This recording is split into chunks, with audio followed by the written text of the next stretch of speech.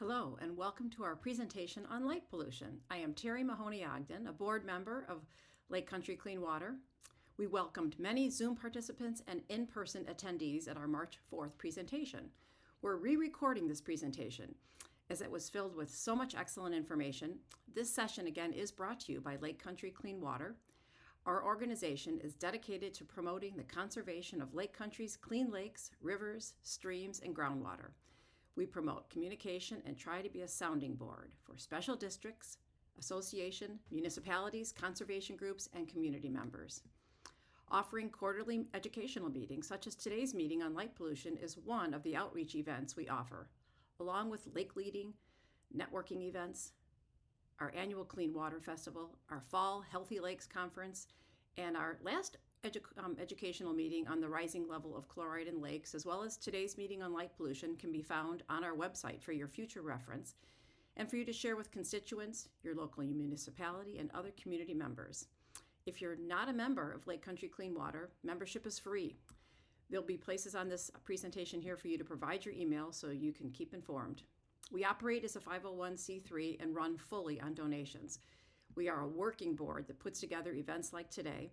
If you've learned something from today's presentation or resources on our website, please consider a donation. We will also have a QR code and a link for you to donate if you so choose. So now on to today's topic, light pollution. Outdoor lighting disrupts nocturnal animals, migratory birds, and aquatic ecosystems while also erasing the dark skies that define healthy, beautiful lakes and peaceful communities. Over the next hour-ish, we will learn to better understand light pollution and focus on practical actions that residences, businesses, municipalities, and lake groups can take to reduce light pollution. We will have two speakers. Our first speaker is Paul Skowinski, who I'm going to introduce right now. And our second speaker is Scott Lind, who is an electrical engineer. And he has a special focus on outdoor lighting. And after Paul's presentation, we're going to further educate us about the solutions that he's going to provide. So without further ado, I warmly introduce our first speaker, Paul Skowinski. Paul is a statewide Citizen Lake Monitoring Network educator for Wisconsin, which is based in the College of Natural Resources at UW-Stevens Point. He's the author and photographer of the popular field guide, Aquatic Plants of the Upper Midwest, and now in its 4th edition. In addition to his position at Extension Lakes, Paul also teaches aquatic plant taxonomy at UW-Stevens Point and has been working with aquatic ecosystem management for nearly 20 years. He is an honorary board member and past president of the Central Wisconsin chapter of Wild Ones.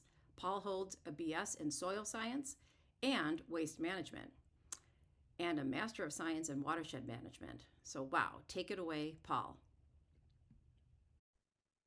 Good evening, everybody. Thanks for the invitation to talk about shoreland lighting with you tonight. Again, I'm Paul Skowinski with the Extension Lakes program at UW-Stevens Point. So tonight we're going to talk about the need for artificial lights. We obviously have lots of needs for artificial lighting. It allows us to do a lot of things that we otherwise would not be able to do during the dark hours of the day. We're going to talk about ecological impacts and the importance of the night itself, and what you can do to minimize any negative impacts of artificial lighting. We all want safety and security around our properties and on the roadways as we're driving. We, I think, all want to be efficient with our use of energy and with our money. We do sometimes have lighting that's more for novelty than actual illumination of an area. But we also want a healthy environment. We want ecological processes to still take place around our properties. We also have to consider circadian rhythms of ourselves as humans and also of wildlife and plants. This is just one example of artificial lighting. We all have headlights on our cars. This is an essential tool to allow us to see as we're driving. But there are many other uses for artificial lights that have a lot of negative impacts that we can minimize if we know a little bit more about what those impacts are and how we can address those. So consider this example. This is an apartment complex with a bank of garages, and you can see there's several high-powered lights there mounted onto the garages. And this is intended to illuminate the area in front of and around those garages. But you can also see that there's a very intense glare from these lights going right toward this person or toward this camera. And you can see the streaks of light on the image. That is glare that is illuminating nothing really. It's shining out at other angles that are not really illuminating the area that they're intended to light up.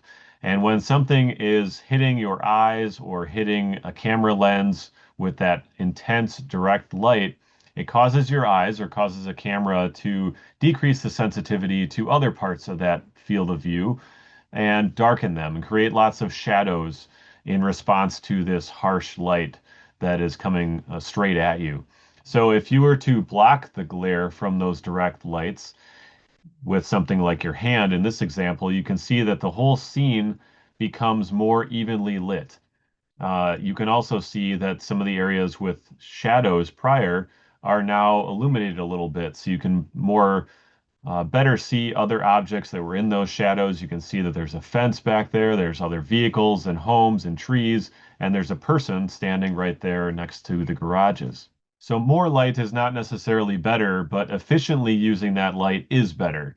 And this is one example here of a fixture with a shield shaped as a cone, and it directs that light down onto the ground in a specific area where you want to illuminate. This also allows us to use a lower powered light because we're not wasting any light upward or outward from this light bulb. We're concentrating it all just in the area that we're actually looking to illuminate. Instead of using a 100-watt bulb and wasting more than half of that in upward angles, we're concentrating all that light downward so we could use a light that's half as bright and still get the same result on the ground where we're looking to light up. If we want to understand the ecological impacts of artificial lighting, we need to think on a really broad time scale, like millions of years, to understand the adaptations that plants and animals have developed over time. And examples of this would be something like the monarch butterfly deciding when to migrate to Mexico. How do they know that it's the end of summer and they need to get out of Wisconsin to a warmer climate before it gets too cold?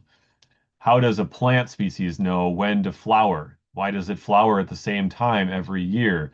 A lot of these processes happen because the organism is triggered by the day length at that time of the year. And we know, and plants and animals know, that from the summer solstice on June 21st until December 21st, the winter solstice, the days get shorter by a couple minutes each day. And after the winter solstice, days get longer by a couple minutes each day until June 21st, the summer solstice. One of the common examples that we see of wildlife being harmed by artificial lights is with sea turtles around the world in coastal communities. The sea turtles, the females come up onto a dark beach to lay their eggs, and they look for a specifically dark beach to lay their eggs. They excavate in the sand and they lay their eggs in that nest and then cover it up and they retreat back to the ocean. If they come up onto a beach and it turns out to be bright or brighter than they like, they will retreat back to the ocean without laying their eggs and they'll continue looking for a darker area of beach. But if those eggs are ready to come out, they're going to lay the eggs in the ocean before they find a suitable place to lay those eggs, and those eggs are obviously going to die there. If they do lay the eggs onto a beach that is sufficiently dark and then they retreat, those eggs will hatch, and the hatchlings use the bright, relatively bright sky over the ocean to guide them to the ocean, to the safety of the ocean. And if they are seeing artificial lights in the opposite direction, that's going to draw them toward those artificial lights. So we see a lot of sea turtle hatchlings that are moving into cities or onto coastal roadways, and they're getting smashed by cars and when wandering hopelessly in cities because they are attracted to that light. And normally, if there is no artificial lighting, the ocean would be comparatively bright because of the starlight and moonlight reflected off of the ocean compared to the dark dune and vegetation in the opposite direction. We have lots of nocturnal animals here in Wisconsin that we'll see moving around at night around lakes and rivers. Beavers and raccoons, good examples, or flying squirrels gliding from tree to tree. We have fish species like walleyes and catfish that get much more active at night. We have Daphnia, which are a type of zooplankton that move up and down in response to the brightness during the day and during the night. Frogs are breeding, especially making a lot of noise and very active when they're breeding in the spring and early summer. They're making all that noise, attracting mates, also basically giving away their position to predators, but they're at least under the cover of darkness, which makes it harder for the predators to find them. If they're illuminated by artificial lights, then they're going to be easier for a predator to find them. Another example would be owls. Owls are extremely effective nighttime predators. They have a very keen sense of sight and keen sense of hearing, and it allows them to effectively hunt rodents on the ground during the night. An owl can still hunt if there's artificial lighting in an area. They can still see the prey, they can still hear the prey. The artificial light is not necessarily impacting their ability to hunt, but what it is doing is giving an advantage to the rodent to see the owl when it's perched nearby or see the owl coming, and it can escape before that owl catches it. So it's giving an advantage to the rodent population and a disadvantage to the owl population. Another example is the Daphnia that I mentioned. This is a type of zooplankton. These are algae feeders. They move up and down in the water column in response to the amount of light during the day and the night. They move down deeper during the day to darker water to avoid being eaten by small fish and larger invertebrates. And then they move up under, again, the safety of that darkness to move up near the surface and feed on algae. If there's a lot of artificial lighting, studies have shown that these Daphnia will not go all the way to the surface. They will stay down deeper, and the algae in the top area of the water column is not being fed on by these Daphnia, and so it's allowed to reproduce faster and become more abundant. Another major impact of artificial lights is on the insect populations of the world. I'm sure all of you have seen moths and mayflies and things like that flying around artificial lights. Many of these insects use stars or the moon for navigation. When they want to travel in a straight line, they keep that light source at a constant angle to their eye. And that allows them to fly in a straight line because those objects are so far away that they really don't change in relation to that insect as they're flying in a straight line. But in the case of an artificial light, if they keep that object at the same angle to their eye as they fly, they're going to end up flying in circles around that light. And I'm sure everybody's seen moths and things flying in circles over and over and over again around an artificial light until often they will become exhausted, they'll fall to the ground. Sometimes they'll land on the light, and if it's a certain type of light that produces a lot of heat, they may get burned or killed from landing on that light. And these insects are are being decimated by not only artificial lighting, but other things too. And that is causing a reduction in a lot of other wildlife around the planet as well, especially birds who prey on insects for the majority of their diet. So the Cornell Lab of Ornithology has studied this and found that we have nearly 3 billion fewer birds on the planet than we did in 1970 because of this insect population collapse caused by, again, artificial lighting and other things too combined.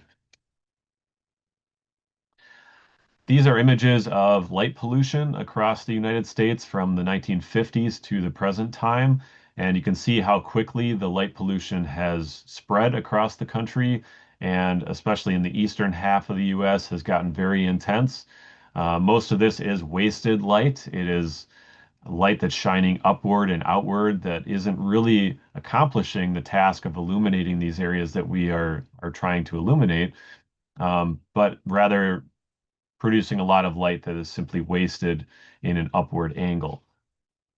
It's estimated that we spend over $1 billion every year on energy that is used to light up areas that are not the intended target of illumination. So essentially just wasted light that we're paying for in excess of $1 billion per year.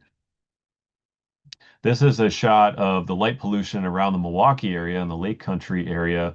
You can see there's a lot of sky glow. There's a lot of artificial light in the air. What I think is most interesting about this image, though, is the amount of glow over Lake Michigan from Milwaukee.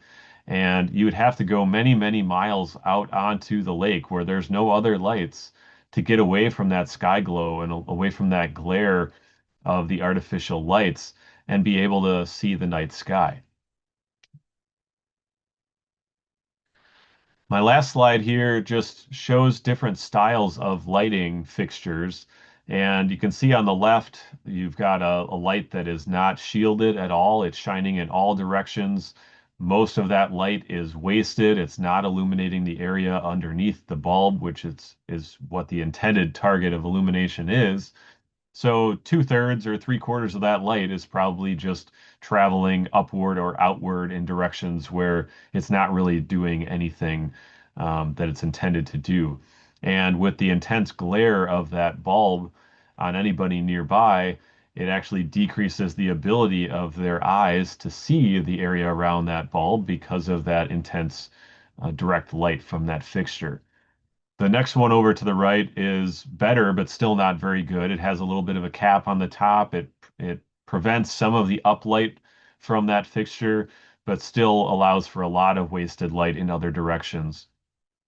And as you move to the right, you see that it gets better and better. And the best option is really to have a cone-shaped fixture that directs that light just onto the area that you're trying to illuminate and cuts off all of that upward and outward light so that it's not wasted into the sky.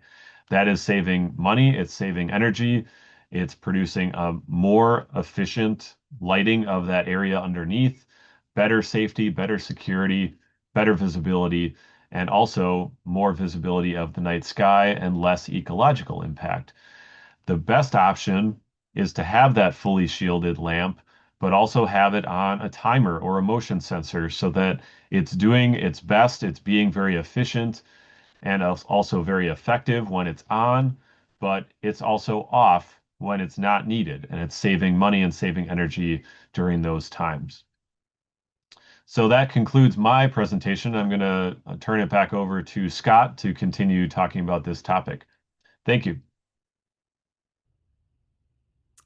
Thank you, Paul, for sharing your knowledge. Thank you very much. And our second speaker, I'm excited also to introduce to you Scott Lind. Scott is a consulting electrical engineer with Mead & Hunt in Middleton, Wisconsin, where he focuses on designing sustainable and reliable electrical systems for commercial, industrial, and public facilities. With more than 35 years of experience, Scott is passionate about designing outdoor lighting that reduces light pollution and protects wildlife. He has a Bachelor of Science in Electrical Engineering from Iowa State University, and he's a licensed professional engineer in Wisconsin. Additionally, Scott is a lead AP and holds a master electrician and commercial electrical inspector in licenses in Wisconsin and Alaska. He is the owner of Redshift Electric, a pro bono electrical contractor focused entirely on improving outdoor lighting practices to reduce light pollution. In his work with municipalities, he educates about energy savings, payback times, and focus on energy incentives to replace or upgrade outdoor wall and pole-mounted lighting with bulbs or fixtures that provide equal or better lighting at night for safety and human needs. These solutions also minimize light trespass, glare, and negative environmental impacts. Take it away, Scott.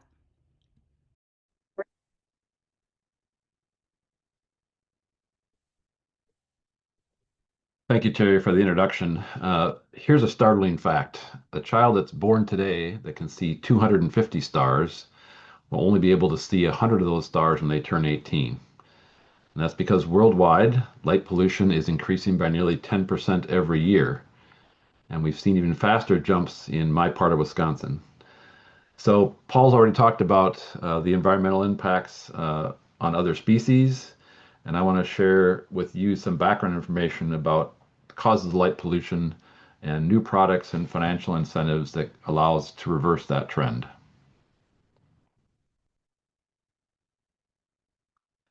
So I've been in commercial lighting design for 30 years as part of my work as an engineer.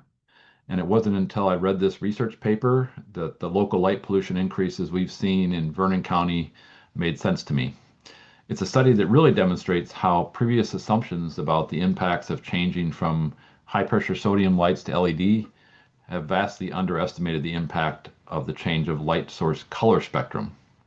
And it turns out that the huge changes that we measured locally are the result of replacement of the warmer colored high pressure sodium lighting on buildings, on streets, and in parking areas with LED fixtures that have a lot of blue spectrum light in them.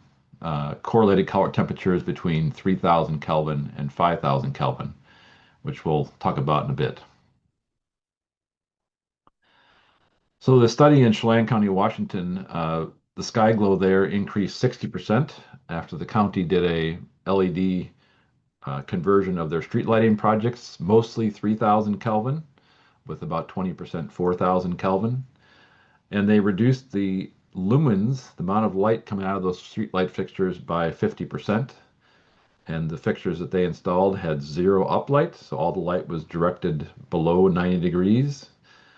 And yet the sky got 60% brighter. And that's almost identical to the experience we had here in Vernon County.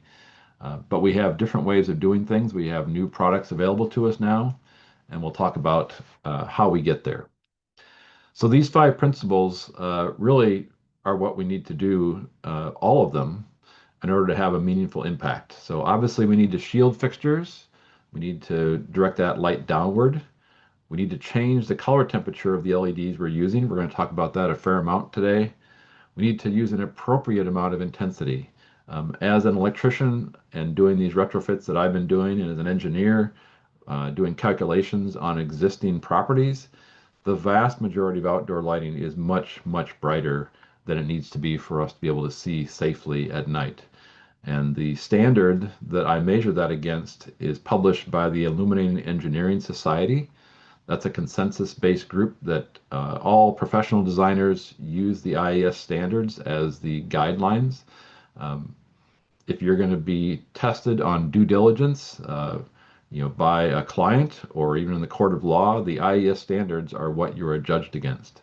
And the vast majority of outdoor lighting doesn't get designed, by someone who's a lighting designer. And as a result, I think, because people think more light is better, we end up with lighting that's far too intense. And so that's a big part of this problem. If you cut the amount of light in half, all other things being equal, you're going to reduce light pollution by the same amount. It's a 1-to-1 ratio. And then we'll talk about timing and controls and why it's important to have lighting on when you need it, but have it off or dimmer when you don't need to be there doing the same kind of functions. And all these things are important, and all of them need to be done kind of hand in hand. So let's start talking about useful light. This example shows a street light. In this case, the useful light is really just the area on the street, maybe the sidewalk behind the pole. But the light that's on the lawns, the light that's lighting up the front of the house, the light that's going to the sky, that is not useful light. That's light trespass. That's unintentional light distribution. And so you're always going to have glare when you're in the zone where the light is intended to light. If you look at that source, you're going to have glare. But anything outside the area of useful light where you have glare, that's wasted light. And that's what we call the glare zone, right? Light trespass, if some of you aren't familiar with that term, is really light that goes anywhere it's not intended to go to be useful. And in this case, it's showing light trespass onto the fronts of houses. I've seen many, many examples of that, especially with wall-mounted lights on commercial buildings or residential properties that are facing out from the building, trespassing onto buildings across the property line, outside the property line. Another component that addresses the issue of intensity is the upward reflected light. So if we put too much light down towards the ground, because there's always some reflectance, with black asphalt, it's nearly zero, but with snow, it's nearly 100%. And so therefore, every bit of light that we put towards the ground that's excessive, that's more than we need, some percentage of that gets reflected into other houses, gets reflected into people's eyes, gets reflected to the sky. And so that's another reason why we want to only use the amount of light that we really need for the purpose. So there's only three definitions that I really want to talk about in this presentation, but we need to understand what a lumen is. And most of us know what a 60-watt incandescent light bulb looks like, assuming that most of us are more than 25 years old. Eventually that point of reference will disappear too, but what I would suggest you do is go out to a store, buy a couple of LED bulbs, or look at the ones you already have in your house, turn off all the other lights except a table lamp maybe, turn on that LED bulb and start to get a sense of what 900 lumens looks like, or what 400 lumens looks like, or whatever the number on the bulb is, how many lumens that bulb puts out. Start to get a sense in your mind of what that means, because LEDs have very different efficiencies than incandescents. They have very different efficiencies in other sources as well, and LEDs for many, many years have continued to get more efficient. And so if you think that you need to buy 40 watts of something, of light, to get the amount of light you need, you're going to get a lot more light than you expect to. And even if you bought say, a 3-watt or a 10-watt LED 5 years ago, when you go to replace that bulb, it's very likely that the equivalent amount of watts is going to give you much higher lumen output. So it's important to start to understand what a lumen is, and it's certainly not intuitive to any of us. So you just have to start experimenting with what that looks like and only buy what you need. The second definition is correlated color temperature, and this is only the color of the light. It has nothing to do with how much light there is. That's the lumens that we talked about a second ago. It's all about color, but color is critical to how light scatters in the atmosphere. Higher Kelvin numbers, this is the 4-digit number followed by the letter K on a light bulb or a light fixture. That 4-digit number really tells you how much blue light there's going to be in that fixture. And the higher the Kelvin number, the higher the blue content of that thing. And just like the blue light that comes from the sun, because the sun and LEDs in many cases, or most cases, well, so the sun is a broad spectrum source, right? It covers everything from ultraviolet to infrared, everything in between, including the visible light that we make use of. And LEDs have a whole range of colors in them as well. And so the color temperature, the CCT, is simply a number that describes what the combination of all those colors ends up looking like in terms of color to our eyes. And the more blue that's in that light, the more it scatters. Just like the sunlight scatters in the atmosphere during the day, and that's why the sky is blue. It's called Rayleigh scattering. Light coming out of an LED light bulb, or any light bulb for that matter, scatters in the air molecules and things that are in the atmosphere, even when a fixture is emitting all of its light in a downward direction. As soon as that light leaves the fixture, it begins to scatter. And depending on the color of that light, it scatters differently. And what we've learned now is, and that's what that Chelan study showed, and that's what the results in our Vernon County experience showed, is that having LEDs that are 3000 Kelvin, for example, which is acceptable to Dark Sky International by their current standard, will create a lot of sky glow, a lot of light pollution because of that blue content. So we really need to move to warmer LED sources, and Dark Sky International recommends 2200 Kelvin, and what I'm installing locally is 1800 and 2200 Kelvin almost exclusively, with a little bit of 2700 K. But the key thing is to look for those numbers on a light bulb box or a light fixture box when you're buying it, and buy the lowest number that you can find. If you buy 1800 Kelvin, you're going to get a very, very gold light, but you might be surprised how much you like that at night. It looks very orange inside during the day or inside your house without light sources on. But when you put it outside on a dark night, that gold color is often very appealing to people. And then the last definition is zero uplight. So we talk about U0 fixtures. They are sometimes called full cutoff fixtures or fully shielded fixtures. Those terms don't really have any definition anymore in the standards, but zero uplight simply means that there's no light that goes above 90 degrees. So if you look at 0 degrees being straight down, 90 degrees being horizontal at the bottom of the fixture, A U0 fixture has no light that goes directly into the sky. Of course, even light that's emitted at high angles um, can cause light pollution and will scatter in the atmosphere, and that's a problem. And even light that goes down will reflect off of things and go back to the sky. But a U0 fixture at least has no direct uplight, and that's a critical thing to reduce light pollution. So here's an installation that I did at the Kickapoo Valley Reserve, and this shows you what a zero uplight fixture looks like from the side and then from the front. And I'm a little bit below the level of the fixture with the camera in the horizontal picture there, the one from the front, so you can see the lenses. But they are a flat lens, and they're considered zero uplight fixtures. These happen to be 1800 Kelvin fixtures in terms of color. So you can see what that color looks like. That's a cedar. Everything in this picture, I think, is cedar. The deck and the siding is all cedar, and that's 1800 Kelvin light.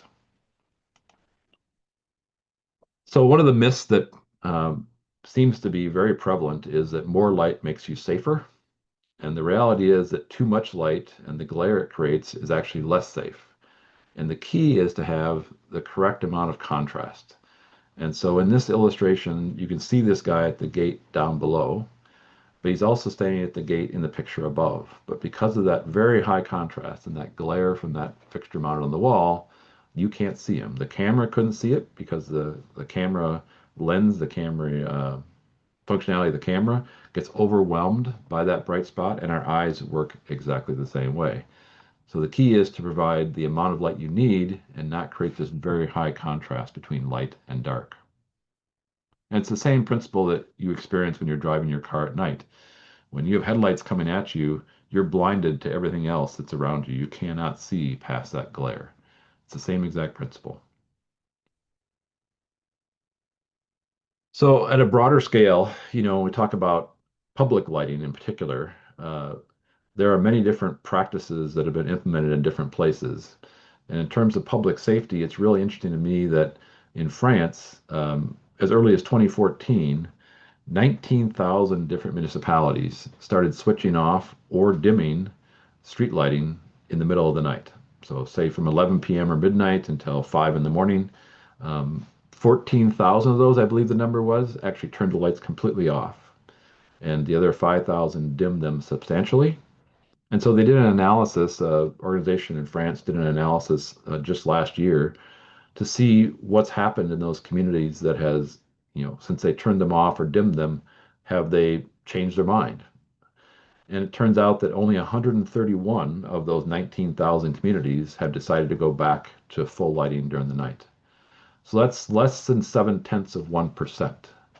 And so it's not a direct indication of the impact of having those lights turned off or dimmed in terms of crime or other things in public safety, accidents, between cars, accidents between pedestrians and cars. But in my thinking, if there had been dramatic changes, significant changes in any of those metrics, crime or public safety, that the percentage that turned them back on would probably be much, much higher than 0.7%. And so I would say that, again, it's not a direct correlation, a direct study, but it makes me think that we probably don't need all this light at night that we really think we do. So let's start talking about color temperature now. So the correlated color temperature of natural light as the sun goes down at night gets warmer and warmer. In the middle of the day, daylight's between 5,000 and 6,000 Kelvin, sometimes 6,500 Kelvin, depending on cloud cover and how much of that blue light is being scattered, etc. But then as the sun goes down and starts to go through more layers of the atmosphere, it gets warmer and warmer, and we end up down at just before dark at about 1800 Kelvin roughly. And so because, all these species, including humans, have evolved for millennia under this natural cycle of blue light to warmer light and then darkness, total darkness except for very minimal light coming from starlight and moonlight, which is minuscule compared to any artificial light we use. When we're lighting outdoors at night, we should be using the warmest color temperature possible. We should not be using these blue spectrum because of how our bodies respond to blue light. And I'm not going to go into the biology of it any further, but those circadian rhythm impacts on us and other species are significant, and they cause many, many problems that we can avoid by using warmer color temperature light at the appropriate levels. So here's a simple chart that I put together that shows as you go up in correlated color temperature, that Kelvin number I talked about earlier, as you go up in that correlated color temperature, how much sky glow increases because of that blue light scattering in the atmosphere. And you can see that if we use 1800 Kelvin as the baseline, which I've installed dozens and dozens of those fixtures, even going to 2200 K increases sky glow by 70%. If you go to 3000 K, which is kind of one of the warmer color temperatures you'll find available in many places, that's 127% increase. And 4000 K is almost a 200% increase. And a 5000 K fixture versus 1800 K is 250% more light that's being scattered in the atmosphere, sky glow increase because of the, not more light, because of sky glow increase because of that color temperature change. So when you're out looking for a light fixture at night to use at night out to your property, every time you go up in color temperature, you increase the light pollution, even if you buy a zero up light fixture. So that's why it's critical to think hard about what color temperature you buy and always look for the warmest color possible. And locally, we've been installing 2200K street lighting in many villages, and we'll do more this year again. So it may be that if you're familiar with high pressure sodium, if you think about what things look like under high pressure sodium, you'll remember that they look like the picture on the left, right? There's just no color rendering almost on a high pressure sodium fixture. That's a color rendering index is the term we use of 20. The 1800K LEDs that I'm installing, which are on the right-hand picture, have a color rendering index almost 80, which is a very standard CRI number for outdoor fixtures. 70 is even more common for outdoor fixtures at other color temperatures. So if you're thinking that because you use a warmer color, you'll get color rendering that looks like high pressure sodium, you'd be mistaken. And so you can still see color of clothing, color of cars, color of signs, even under these very warm 1800K LEDs that have huge advantages in terms of their environmental impact. And then if you jump to 2200K and you compare it to 4000K, which is one of the most typical colors, you can see how good that looks. And I have to ask you, when you're outside at night, why would you need 74% sky glow increase compared to 2200K just to get the look of 4000 Kelvin LEDs? I would argue that 2200 Kelvin LEDs are plenty sufficient outdoors at night if color rendering is important to you. So here's an example. One of the first projects I did is the fire station in Ontario, Wisconsin. And the top picture shows that we had two high pressure sodium lights and a 5000K LED in the middle. And the bottom picture is an 1800K, 1800 Kelvin retrofit. So in this case, even though I kept the light levels on the ground identical, they're brighter than they need to be, but I wanted to make sure nobody mistook color change for light levels. So I kept the light levels identical on the ground using dimmers on the new LEDs. The uniformity was improved by 35%, which is a kind of a gold standard for outdoor lighting or lighting in general. As you want good uniformity, we improved that.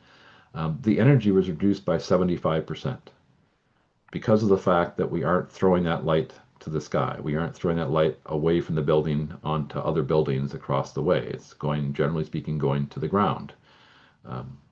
The sky glow in this case was reduced by nearly 90%. And so I installed these fixtures at no cost, but the payback in this case is 2 years without any incentives because these fixtures last year were not eligible for incentives. They will be eligible this year. And so I've redone that calculation to show that this year that payback would be 15 months. So here's the math that's behind that. It's not something you're going to make much sense of now, but I wanted to include it in this presentation in case you wanted to study it later as part of a recording. So let's talk about these focus energy incentives because this is very useful for driving positive change. And as these warmer fixtures, and it's critical to know that these incentives are also applicable to fixtures that can create much worse sky glow and create much more light pollution. But for fixtures that are warmer in color temperature, um, that are eligible for these incentives, and more will be this year, these incentives can help drive positive change for you personally and in your community by allowing you to reduce the first cost of installing these fixtures. So LED area fixtures, which are like parking lot fixtures, wall-mounted fixtures in your common areas outside. This is for multifamily, which also applies to condos. And you can see that depending on the light output, what the rebate amount is there per fixture, ranging from $30 per fixture to $250 per fixture. It would be incredibly rare to need anything beyond really a mid-output fixture if you're doing lighting design properly on a multifamily building. But the incentives are based on the amount of lumens and therefore the amount of energy that you'd save theoretically by using these. But I would encourage you again to think hard about how much light you're using, and you'll probably be in the low to mid output range for these fixtures. So here are just a few examples of fixtures by different manufacturers that are available at 2200K and lower. And literally more are coming on the market every week from different manufacturers. So it takes some due diligence, there's no question. You have to be intentional about looking for these, but they are available, and more are coming on the market all the time.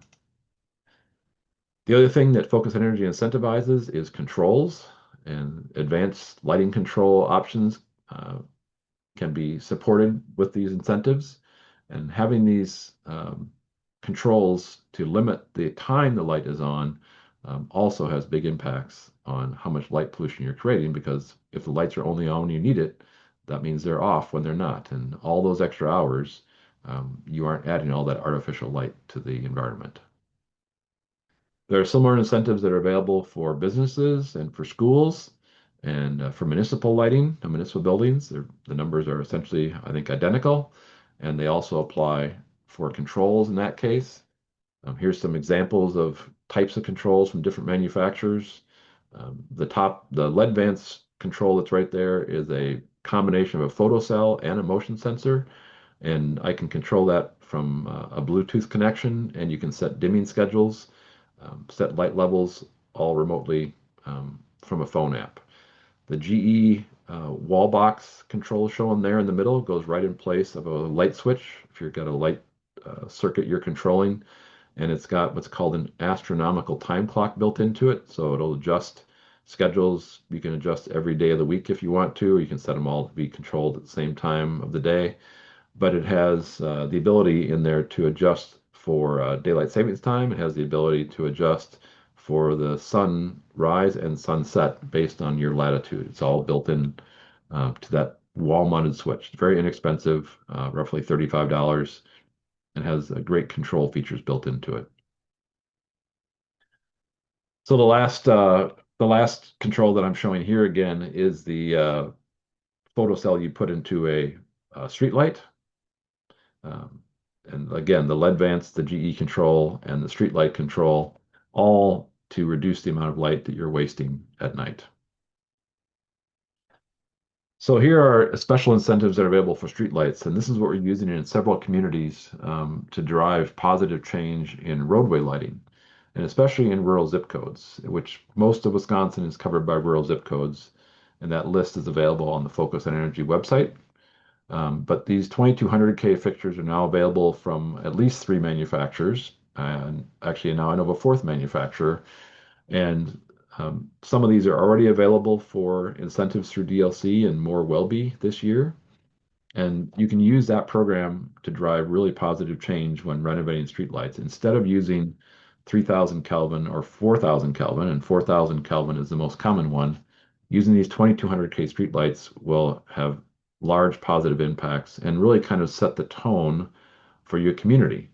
So even though streetlights may not be the single largest contributor to light pollution, and they do set kind of a tone for the town as far as what to expect in terms of color and even lighting amount. Here's an example of those fixtures again.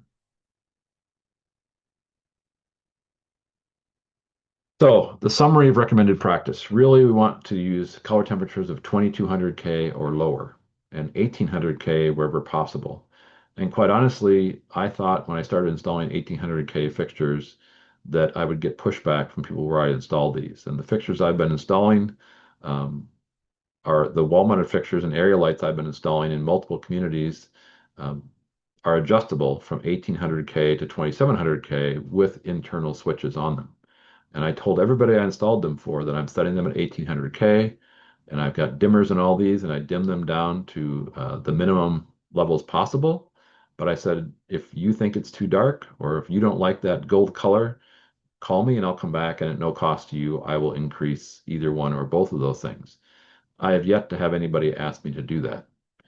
So it tells me that once you've seen this, especially if you're seeing it um, in isolation, as opposed to seeing it in an area that's grossly overlit with 5000K LEDs, by comparison, because of that high contrast, that when you see appropriate lighting done in these very warm colors, people like it. They like it better, and it's not a problem for them to have it that way. So I would encourage you to either on your own property or to in your municipality find a building and retrofit it with these warm color temperature, appropriately dimmed light fixtures, and just see what the response is. Because I will predict that the vast majority of people, in my case, 100%. At some point, I'll hit somebody who doesn't agree, but I haven't yet. I bet the vast majority of people are going to say, yes, I like that better. It's much lower glare. It doesn't have that high blue content at night. And then, of course, use only zero uplight fixtures. That's an obvious one. We don't need to put light up to the sky. The worst offenders in many cases are these wall packs that have a lens on the front and decorative street lights, what I call acorn lights. And on acorn lights, I've seen uplight percentages ranging from 17% to 55%. And if it's really easy to think about this in terms of a pole mounted light. So if you have a pole mounted street light that's decorative and you have 55% uplight, that means that starting at the top of that pole where that fixture is mounted, more than half of all the energy being used to generate light, you never see. It's above the top of that pole at 20 feet off the ground. It never hits the ground. So you can't even see 55% of the energy and light that's coming off that fixture. But the range from 17 to 25% is very common. And wall-mounted fixtures have ranges like that as well. And so they're throwing a lot of light up that has no purpose for humans. And then using only the amount of light you need to meet the IES standards, the Illuminating Engineering Society standards that I discussed earlier. Only put as much light as you need. And this often means that you need to add a dimmer to fixtures because often these fixtures, wall-mounted fixtures, produce a lot more light on the ground than the standard recommends. The recommended practice, we don't need that much light. And the nice thing is that virtually every LED fixture sold right now is dimmable. The commercial ones are all dimmable using 0 to 10 volts, low voltage dimming switches, which can be integral to the fixture. In many cases, you can order them that way for commercial lighting as an adder or add your own dimmer to them. Or if you are doing new construction, you can run an extra set of wires, low voltage wires, to dim them remotely with a 0 to 10 volt dimmer. But dimming them is really important because the vast majority of fixtures are brighter than they need to be. And then the last thing, we talked about dimmers, but also timers. Motion sensors are getting more and more reliable all the time, less likely to detect a squirrel running across your light. So using a motion sensor can be a great way now to limit how much excess light there is. So thanks for attending. This is the contact information for the Kickapoo Valley Dark Sky Initiative, based in Vernon County, Wisconsin. That website, we try to provide as many resources as possible regarding light fixtures and regarding ordinances. So that QR code will take you there. Certainly email us if you have a question. Look for these warmer CCT products. More and more coming on the market. The Design Lights Consortium is the agency that qualifies them for rebates. And then Focus on Energy is the organization that I talked about a lot that distributes those incentives. So I would encourage you to do that kind of due diligence, and I think you'll find that the results will be well worth it. Thanks again.